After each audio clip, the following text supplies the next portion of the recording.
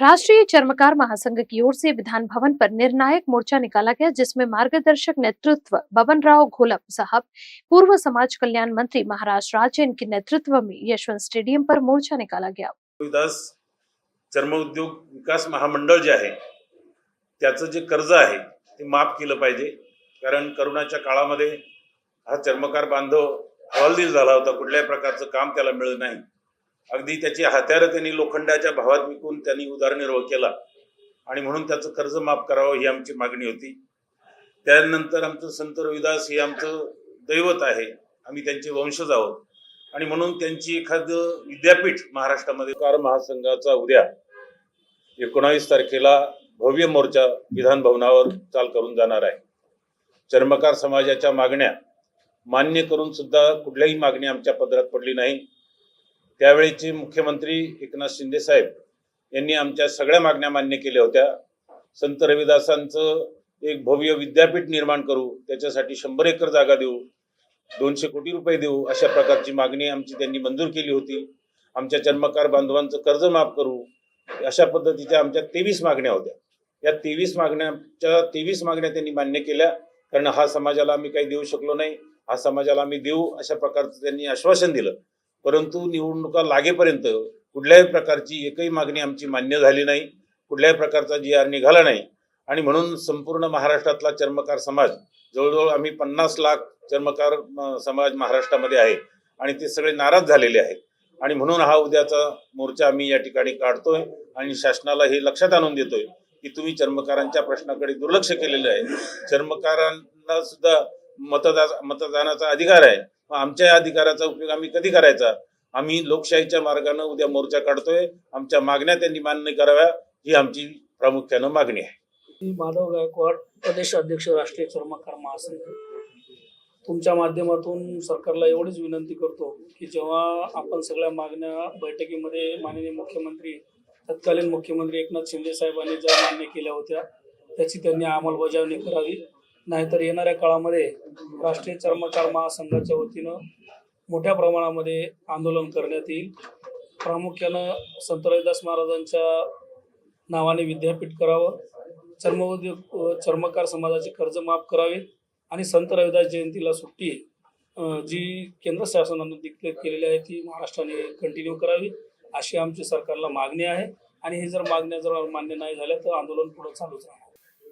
जय भीम, जय रविदास। मी मीना भागवतकर, राष्ट्रीय चर्मकार महासंघाची मी प्रदेश अध्यक्ष आहे आणि उद्या 19 तारखेला यशवंत स्टेडियम नागपूर येथून आम्ही चर्मकार समाज, राष्ट्रीय चर्मकार महासंघाच्या नेतृत्वामध्ये आणि तसेच आमचे राष्ट्रीय नेते बबनरावजी घोलप, आमचे प्रदेश अध्यक्ष माधवरावजी गायकवाड यांच्या नेतृत्वामध्ये आम्ही उद्या विधान भवनावर मोर्चा नेणार आहे। कारण की चर्मकार समाज हा अनुसूचित जाती जमातीमध्ये आहे। आमच्यासाठी महामंडळ बनले, बरेच काही बनले, परंतु ते अजूनपर्यंत आमच्या लोकांच्या तळागाळापर्यंत ते लोकांना पोहोचत नाही। महामंडळ आहे पण त्या महामंडळाचा उपयोग जसा आमच्या लोकांना व्हायला पाहिजे त्या पद्धतीने होत नाही आहे। एक आमचा समाज अजूनही, चर्मकार समाज हा आर्थिकदृष्ट्या आणि सामाजिक दृष्ट्या कमकुवत आहे। त्याला विशेष करून आम्हाला महामंडळाचा आणि चर्मकार आयोगाची गरज आहे। त्यातल्या त्यात आम्हाला एक अजून शोकांतिका आहे की आमची जात चालत नाही पण आमचा व्यवसाय हा मात्र इतर लोकांना चालतो। हे सुद्धा तरी पण आम्ही त्या गोष्टीत बोलत नाही, परंतु आमच्या ज्या काही आमच्या गावखेड्यामध्ये ज्या काही आमच्या जागा होत्या, आज शोकांतिका अशी आहे की चर्मकार समाजांच्या समाज भवनांसाठी जागा नाही आहे। सर्व जागा आघुटून गेलेल्या, पण आमच्या वंश परंपरागत जो आमचा व्यवसाय होता त्याच्यामध्ये आमच्या प्रत्येक गावामध्ये, प्रत्येक ठिकाणी ढोरपोळीच्या जागा होत्या।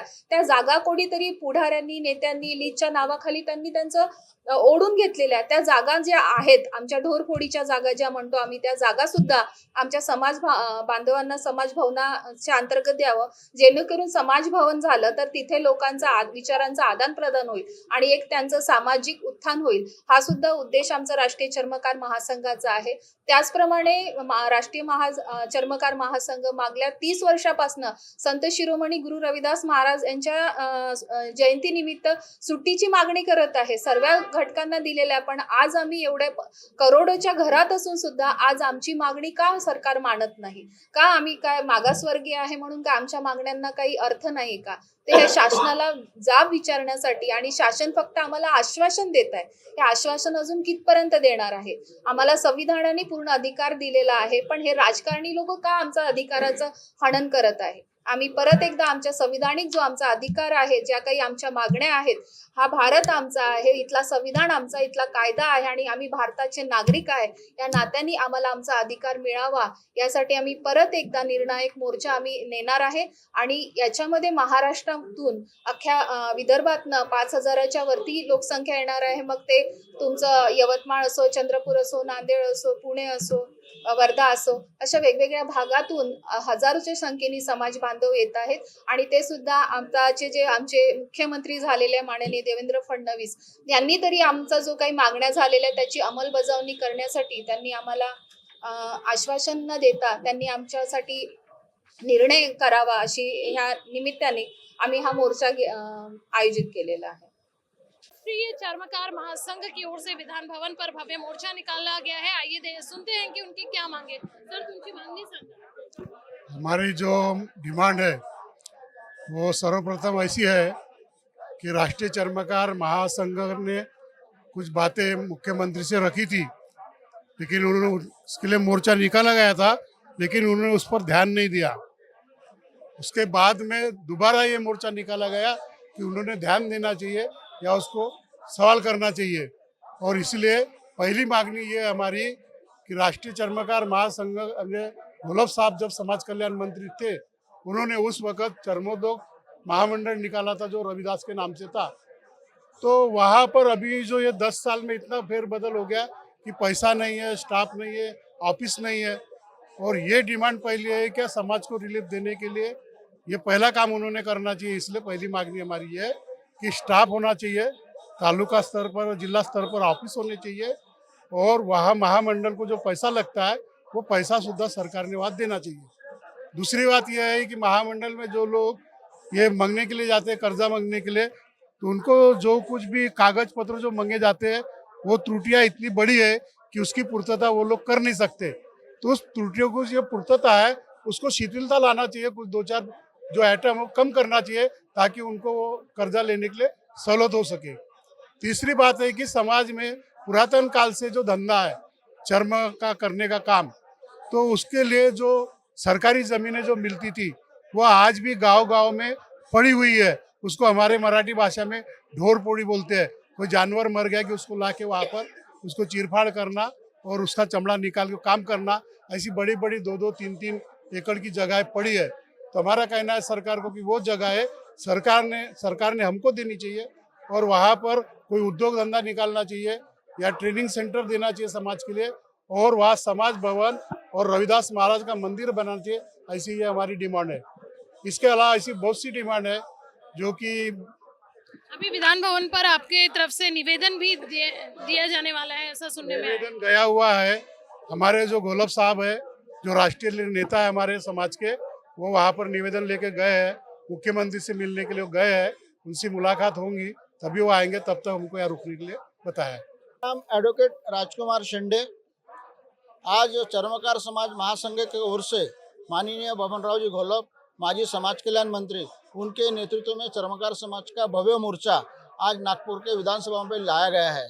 साथियों, हमारी डिमांड ऐसी है कि माननीय मुख्यमंत्री जी ने 1 अक्टूबर को जो बॉम्बे में हमारा ऐसा ही मोर्चा कम से कम लाखों की संख्या में गया था आज़ाद मैदान से, तब तत्कालीन मुख्यमंत्री शिंदे साहब थे, तब उन्होंने 21 की मांगनी जो हमारी थी पूरे 21 के 21 मांगनी मंजूर किए थे। वो मंजूर करने के बाद में उन्होंने अभी तक जीआर नहीं निकाला। वो जीआर निकालना चाहिए और चर्मकार समाज का आयोग जो है वो आयोग बनाना चाहिए, और आयोग को पूरे समाज की गिनती होने के बाद में आयोग बनाने के बाद में उस समाज को विकास के लिए लगने वाला जो फंड है वो फंड बजट में प्रोविजन करके वो फंड चर्मकार समाज को विकास को उन्होंने देना चाहिए, ताकि जो हमारा समाज गांव खेड़े में रहता है, ग्रामीण में रहता है, उसका डेवलपमेंट हो सके। अभी तो हमारा समाज पूरा पढ़ लिख के आगे बढ़ने लगा है, डॉक्टर, इंजीनियर, वकील बन रहे हैं, मगर अभी भी फिर भी बहुत सारा समाज गरीब है, उसकी संख्या ज़्यादा है। उसको ऊपर उठाने के लिए सरकार ने प्रोविजन करना चाहिए। हमारी कुछ मांगे थी, जैसा चर्मकार समाज का आयोग के साथ साथ संत रविदास भवन जो हर जिले में बनना चाहिए। उसके लिए कम से कम 25 करोड़ का जो प्रोविजन सरकार ने पिछले बार किया था वो भी उन्होंने देना चाहिए। और हमारे समाज पे जो अन्याय अत्याचार होता है उसका निवारण होना चाहिए। समाज में जो बैकलॉग अभी सरकारी कर्मचारी में खाली पड़ा है वो बैकलॉग भी भरना चाहिए। और जो केंद्र सरकार ने जो वर्गीकरण किया है वो वर्गीकरण बंद होना चाहिए। और साथ हमारे जो रिजर्वेशन का जो खाली पद पड़े हुए, जो अभी पढ़ लिख के बहुत लोग आगे निकल गए, उनको नौकरी नहीं मिल रही, उनको नौकरी भी देना चाहिए।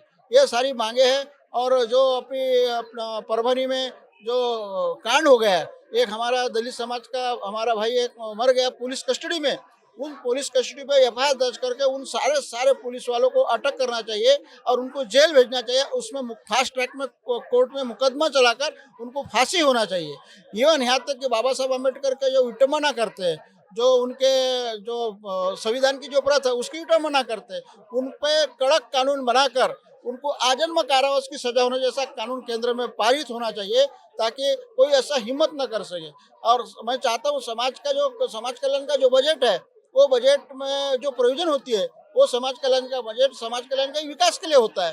वो बजट वापस भी नहीं जाना चाहिए, उसके लिए भी कायदा बनना चाहिए ताकि वो बजट वापस अगर दूसरे खाते में टर्न हो। ऐसी हमारी कुछ जो मांगे हैं वो मांगे हम चाहते हैं मंजूर हो। और जो बाबा साहब अम्बेडकर ने जो कहा था शिक्षा संगठित और संघर्ष कर, उस रास्ते में हम चल रहे हैं।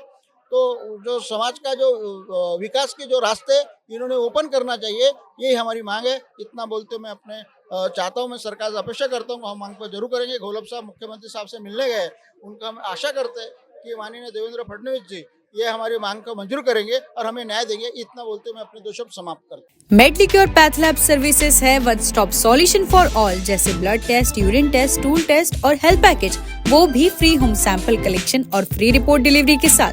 मेडलिक्योर पैथ लैब सर्विसेज देता है एक्यूरेट रिलायबल रिपोर्ट्स, वो भी सबसे तेज क्रॉस वेरीफाई की भी गारंटी। मार्केट में 3000 से अधिक में होने वाले पैकेज को मेडलिक्योर दे रहा है प्रीमियम और सुपर प्रोफाइल पैकेज सिर्फ 1199 और 1599 में। तो टेंशन किस बात की, आज ही आप ऑनलाइन ऑफलाइन बुक कर सकते हैं अपना अपॉइंटमेंट। 24 घंटे कस्टमर सपोर्ट के लिए मेडलिक्योर टीम होती है तैयार। You can visit there office at Ganesh Nagar, Azam Shah layout, Shitala Mata Mandir के सामने, एसडी हॉस्पिटल के पास, Nagpur. For more details contact them on 8668901988।